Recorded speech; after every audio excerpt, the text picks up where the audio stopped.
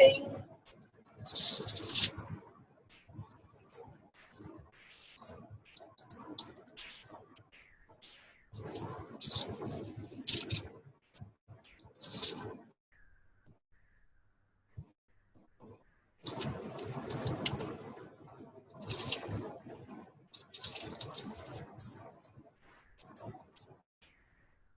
So glad to see y'all on.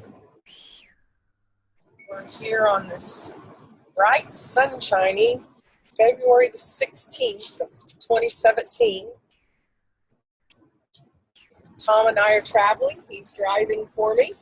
You can see, look, no hands, no hands. I'm not driving. I continually get asked about driving and videoing, and I'm not doing that. Tom drives for me.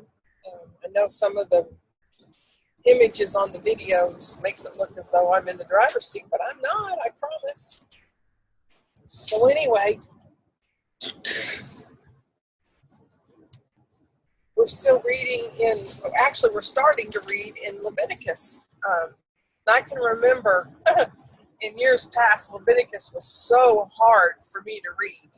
It was just difficult for me to read the book of Leviticus, and now I look forward to it. I couldn't wait this morning when I saw we're in the first chapter of Leviticus. We're reading actually first chapter through the third chapter, and through this reading today, there's some powerful things that's being said, and some things that's impacted my life and changed my life. So we'll get started. Looks like somebody's on with us. Yeah, there's Amanda. Hi, Amanda. So happy to have you on with us today. She's from Louisiana. Mama of some beautiful babies. And Julie's on. Yep, I'm in the car, Julie, but I'm not driving. Tom's driving. Everybody always asks why I film and drive, but I don't film and drive. Tom's driving, but Julie's logging in from Dallas. I'm so tickled. Hey, Julie, how's my makeup look? Just saying. Okay, Leviticus. We're reading about all of the sacrifices that's made, and it can be tedious. It can be mundane. It can be, oh my Lord, why do I have to read about all these sacrifices? And I'm just telling you guys that your faithfulness to the word, God will speak to you. He spoke to me many, many years ago. He continues to speak that same thing to me over and over again. Thank you, Julie. Hi, Brenda. He speaks the same thing over to me over and over again. It's a reminder of an extremely powerful experience I had with the Lord reading Leviticus one time when I was absolutely arguing with him. God, why in the world do I have to read about all these sacrifices? We don't have to make these sacrifices anymore. Jesus is the sacrifice. He's the perfect sacrifice. He fulfilled that part of the law so that I don't have to do that anymore. And oh man, when you engage God in those kind of conversations, first and foremost, I believe he loves it. I think he loves the sound of our voice. I think he longs to hear our voice. You want to know what makes me think that? My boys are in their 30s, and there is nothing that tickles me anymore than to look down and see that it's one of my kids calling me. I love the sound of my kids' voice, all of them. All of them. I love the sound of their voice. I love the sound of my grandkids' voice. And it absolutely convinces me that God's no different, that he loves the sound of our voice. So when you've got questions or you're struggling, he's the first one you ought to talk to. And I was talking to him, telling him, Lord, this is Old Testament stuff. I don't know why I need to read this. And boy, he gave me a powerful scenario that had taken place in my own life, where I had taken the time to stop in a very, very busy schedule. I was going from one meeting to another meeting to another meeting to another meeting. I had my whole day packed. And yet a young woman who I had been encouraging in the Lord, even though it was in the government setting that I worked in, I had been encouraging her in the Lord. wanted to take the time to stop and tell me a praise report. And God kind of in a vision, as I've been murmuring and complaining about having to read about the sacrifices, he stopped me and he gave me this vision, and he showed that exchange I had with this young woman. And the exchange really happened. I want you to understand, it's the truth. Shannon's heard this story many times, but anyway, he showed how I stopped, how I had nodded, I had smiled, I had direct eye contact. This young woman believed with all of her heart I was hearing every word she was saying, and I was. But then he showed me, he said, this is the physical, this is what everybody else saw, and I was nodding, and I was having direct eye contact with her, and encouraging her. And then he showed me that what he saw was just like I had both arms, just like this, and I was tapping my foot, waiting for the seconds to go by because I was late for my next meeting. And he told me that sacrifice did not make a pleasing aroma to him, and that it gained me nothing as far as the kingdom goes. And it broke me, I'm telling you. Our number one commandment is to love the Lord our God with all of our heart, with all of our soul, and to love one another. And I wasn't loving on her with that sacrifice. I took the time and I sacrificed my time to stop and do all the right things. Everything was picture perfect when God replayed it for me, except my heart wasn't right. And my heart did not make a pleasing aroma to God. And you know what? We're asked, faith without works is dead. We're asked to do things by God all the time.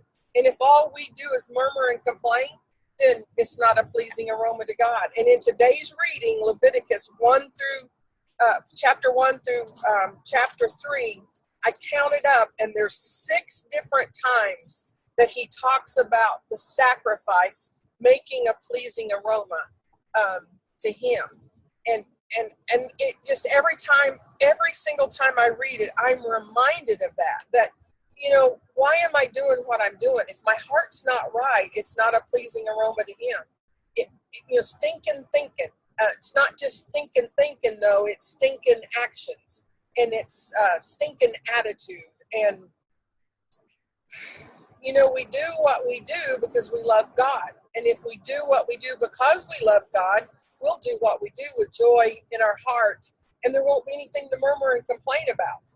And when we catch ourselves not having that kind of an attitude, that is our call to press in and to one more time make it not about me. See, in that exchange with this sweet young woman who needed encouragement in the Lord, she needed what I had to offer her. I had God in me to offer her, but I made it about me, and the only thing I offered her was my eye contact and my nods and my smile. I didn't offer her God because I made it about me. It was my time. I was late. It was my next appointment.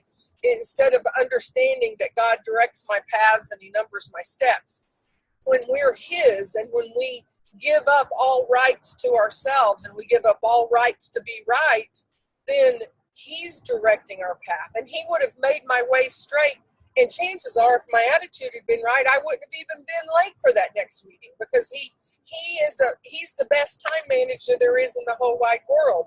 So as I'm reading this, that's an awful lot about what I'm reminded of each and every single time that I read this.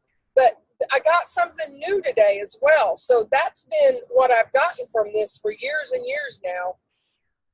And it's a great reminder. And the more I read it, every time I go back over it and I read it, then it's quicker and quicker to come up in my spirit as I'm just out doing life, as I'm out trying my best to do what God wants me to do every day. That reminder will come up, and it's the words, pleasing aroma. Are you a pleasing aroma, Elizabeth? Are you a pleasing aroma to the Lord? And you can bet at the times that that's coming up in my spirit, it's the times when I'm not being a pleasing aroma to the Lord. So, but I want to read in chapter 11. This will be, chapter 12. Oh man, okay, I'm going to start all over. chapter 2, verse 11, I want to read about the grain offering here for just a second and show you the other point that God gave me this morning.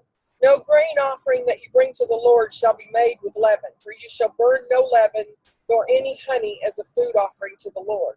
As an offering of first fruits, now that'll preach. Our first fruits, what are we giving to God? Are we giving God the leftover? Is it, well, I'm so tired, I'm at the end of the day, so I'll only read, half of my reading, or I woke up tired this morning, so, I know it takes me 15 minutes to read this, but I'll read for 2. Anyway, as an offering of first fruits, you may bring them to the Lord, but they shall not be offered on the altar for a pleasing aroma. Grain offerings can't be a pleasing aroma. You shall season all your grain offerings with salt. So first he speaks about leaven, and the leaven represents the yeast that causes something to rise and grow. So the grain offerings had to be made without leaven because it was symbolic of what the world wants to put in us, the seasoning of the world. The world wants to put in us a leaven that rises, that is evil. And it depends on what we allow to come in. What am I listening to? What kind of music do I hear? What kind of TV am I watching? What kind of movies do I go to? What kind of entertainment do I have? As the junk comes in, the leaven rises, and that's what grows inside of us. We have to guard our heart. And it's not that I have the freedom to listen to any kind of music I want. Jesus died for all my sins, past, present, and future. It's not that I can't do it. It's that I care about, and that's what this is about. The leaven, that he instructed them not to have leaven in these sacrifices, because he was making sure that what was passed down generation to generation to generation, it's been thousands and thousands of years ago since this text took place, with Aaron in the tabernacle making these and learning how to do these sacrifices. It's symbolic of the leaven. What is it that's in us that's growing? I want it to be God that's in me that's growing, God's spirit in me growing. I don't want it to be the spirit of the prince of this world in me that's growing.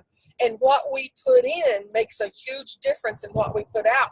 And quite frankly, this year, above all other years, he's also dealing with me even about the food I put in my body and how it grows into the temple that houses the Holy Spirit. But then he says, you shall season all your grain offerings with salt. And this morning I was reminded also about the scriptures in Matthew that tells us that we're to be the salt of the earth, that we're supposed to be the flavoring that salts the earth, that preserves the earth. I mean, salt was used as a preservative back then. It was way more for a preservative than it was just for a pleasing seasoning. It was a pleasing seasoning, but more importantly back then, salt was important because it was a preservative, because they didn't have Freon and refrigeration like we have today to preserve our foods, and freezers to preserve their foods. They had salt that preserved it. And once again, it's symbolic of how we are supposed to be to the world. We're supposed to be the flavorful seasoning to the world. We're supposed to have a life that others want. We are supposed to have what others would want that will preserve them in this world. And so it was something new. I had never gotten that out of reading these Leviticus before. And it's very encouraging once again, even reading about these 6 sacrifices, that no, we don't have to do the physical sacrifices that we read, but it's a great example of why we don't leave out the Old Testament readings in our daily Bible readings, because God will make it applicable to us today. And in Mark, we're reading where Jesus does all kinds of miracles. All kinds. Simon's mother-in-law had a fever and he healed her. She got up and cooked for him that evening. He cast out some demons from a sick person, and he told them not to speak, and they did. And then the people just came in droves to Jesus for healings. miracles and wonders are to give God glory. And this is a perfect example that Jesus was making it known all across the land exactly who he was. Um, and so once again, I'm reminded this year the theme has been the authority that we've been given. You know what? We spend more time giving credit to the enemy than we do to the authority we have to cast down the enemy. We give more credit to the deliverance we need than we do the fact that we've been delivered. And we got to be real careful with that, because what we give credit to grows, just like the leavening. And so once again, reading Mark, I was extremely encouraged once again to tap into the authority that God's given us. I mean, if we're struggling, tap into the authority of the power that's within you, Christ-centered, God in you, the hope of glory.